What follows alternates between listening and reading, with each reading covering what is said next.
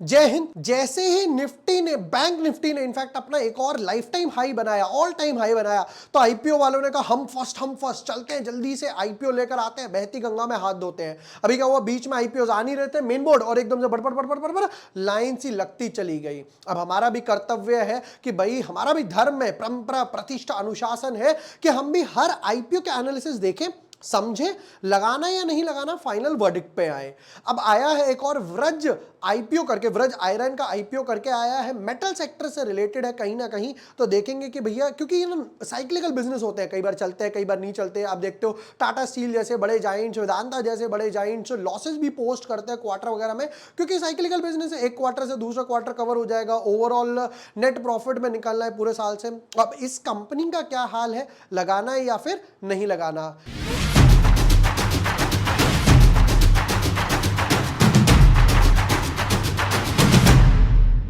Hi everyone, my name is Vibhor Washne, I am a SEBI registered research analyst. आज के video में हम लोग डिटेल में देखेंगे व्रज आयरन आईपीओ के डिटेल्ड एनालिसिस, और फाइनली पता चलेगा ओवर सब्सक्रिप्शन कितना है, लगाना है या फिर नहीं लगाना। तो एक काम करते हैं, देरी किस बात की, डीप डाइव करते हैं अपने एनालिसिस में। But yes, before moving ahead, अगर अभी तक आपने चैनल सब्सक्राइब नहीं किया है या न्यू यूजर हो, यहां पर आपको breakout stock, momentum analysis, strategies, IPO सब कुछ मिल जाएगा। टेबल की बात करूं तो यहां पर हम लोगों ने क्या क्या देख लिया, हम लोगों ने डी डेवलपमेंट देख लिया, एक्मे देख लिया, दोनों क्लोज हो गए। फिर अभी आपके पास बचा हुआ है स्टैनले, एलाइड ब्लेंडर्स भी मैंने डाल दिया, और अब finally Vraj iron and steel. अब व्रज एंड आयरन में एक प्रॉब्लम क्या है, प्रॉब्लम यह कि यहां पर स्टैनले का पैसा तो एक बार को फ्री हो जाएगा, राइट, बट एलाइड ब्लेंडर्स में जो पैसा लगेगा वो एक बारी को यहां पर फ्री नहीं हो पाएगा, नहीं हो पाएगा। ठीक है, समझते हैं जी क्या क्या है कंपनी के पास। इनकॉर्पोरेटेड 2004, 20 साल पुरानी कंपनी है। Vraj iron and steel manufacture sponge iron, MS billets and TMT bars under the brand Vraj. The company runs 2 manufacturing plants, 2 manufacturing है जहां जहां होती है, रायपुर में, बिलासपुर में, छत्तीसगढ़ में दोनों। और कवरिंग कितना है, 53 एकड़ का एरिया है, और द टोटल इंस्टॉल्ड कैपेसिटी कितनी है, 2 lakh tonne per year including intermediate and final products. मतलब कि बीच का जो प्रोडक्ट है, वर्क इन प्रोग्रेस हो गया, या फिर वहां से माल आता है, फाइनल प्रोडक्ट मिलाकर पूरी कैपेसिटी इतनी है। The company currently has a production capacity of 57,000 TP of BS millet, which includes rolling mills, ये वो एटसेट्रा एटसेट्रा। अब इन टाइप की कंपनीज के ना सबसे मेन बात क्या है, ये बी2बी में ज्यादा काम करती हैं। बी2बी में ज्यादा काम करती है मतलब क्या है, ये नहीं कि डायरेक्ट लिया माल और रिटेलर को बेच दिया, नहीं, ये बी2बी में काम करती है। ये उन लोगों को भी, उन ब्रांड्स को, उन कंपनी को भी सप्लाई करेंगे जो इस टाइप का काम वगैरह कर रहे हैं। ठीक है, अभी तक तो देख के डेफिनेटली अच्छा लग रहा है, बट आगे जाके पता चलेगा फाइनेंशियल से, प्राइस बैंड से। तो एक काम करते हैं, प्राइस बैंड से पहले डेट देख लेते हैं, इंपॉर्टेंट डेट्स क्या आ रही है कंपनी के पास। आईपीओ ओपन होगा यहाँ पर 26 तारीख को, 3 दिन यानी 28 तारीख तक आईपीओ रहेगा। फिर सैटरडे संडे आ गया, 1 जुलाई को पता चलेगा किस किस का लकी ड्रॉ में नाम आया, किस किस को नहीं मिला। 2 तारीख तक रिफंड और शेयर्स, और फाइनली 3 तारीख को, 3 जुलाई को ये यहाँ पर लिस्ट होने वाला है। फेस वैल्यू 10 रुपए है, ये बढ़िया बात है कि भैया पूरे पार ब्रांड पे लाए हो। प्राइस बैंड 195 टू 207 रुपए, 207 पर शेयर, 72 शेयर्स का एक लॉट बना दिया कंपनी ने। अब मोस्ट इंपॉर्टेंट बढ़िया 5 स्टार चीज पे आ जाओ। कंपनी कह रही है कि मुझे ज्यादा नहीं, जैसे हमने एलाइड ब्लेंडर्स के टाइम भी देखा था, एलाइड कह रहा था भैया मुझे 1500 करोड़ चाहिए, ये कह रहे मुझे 1500 करोड़ नहीं, मुझे सिर्फ 171 करोड़ दे दो।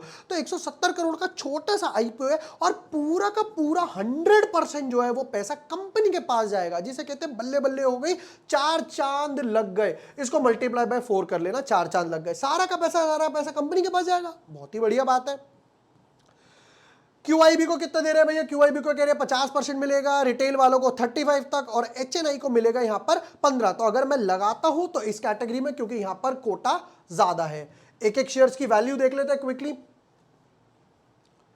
रिटेल वालों को बोल रहे हैं भैया एक शेयर, एक लॉट लगाते हो तो आपको पड़ेगा 14,900 के आसपास, वो भी 14,900 था, ये भी 14,900 है। और 14 लॉट्स के ऊपर जाते हो, 14 लॉट्स या उसके ऊपर जाते हो तो एचएनआई कैटेगरी में आपका कोटा फिल होगा।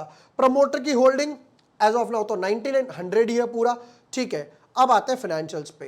ये था इंपॉर्टेंट स्ट्रक्चर, क्योंकि यहां पे इनकी सेल्स कांस्टेंट नहीं रहती है।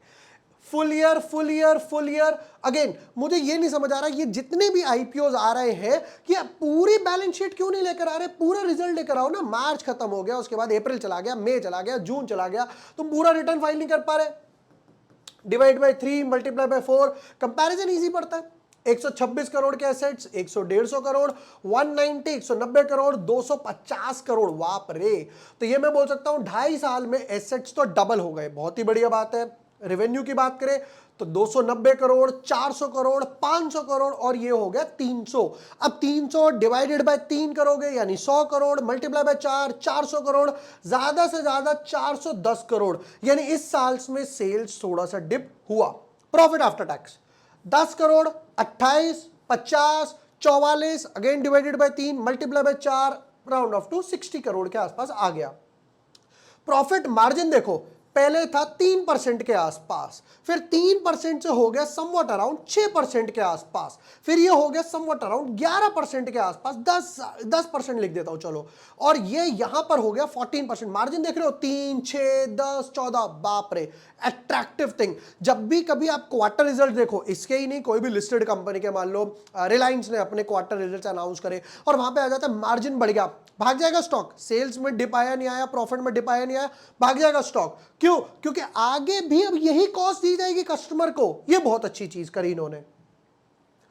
रिजर्व्स पे नजर मारे, 50, 80, 135, 162, बहुत ही अच्छी चीज है। बोरोइंग्स 50, 22, वापस से 50, थोड़ा सा बड़ा है इस बार में, बट मेरे हिसाब से जब आपके पास रिजर्व्स और अब आप पैसा उठा रहे हो तो क्लियर करके खत्म करो, नेट फ्री कंपनी हो जाओ। मेटल्स में डेट फ्री कंपनी मिल रही है भाई साहब, क्या चाहिए और।